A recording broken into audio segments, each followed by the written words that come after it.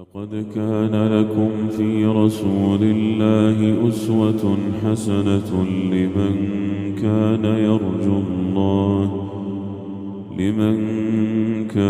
يرجو الله واليوم الآخر وذكر الله كثيرا.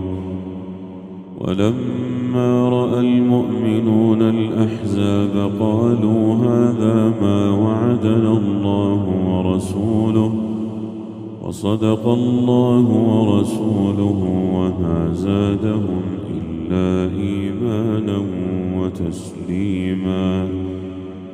من المؤمنين رجال صدقوا ما عاهدوا الله عليه فمنهم من قضى نحبه ومنهم من ينتظر وما بدلوا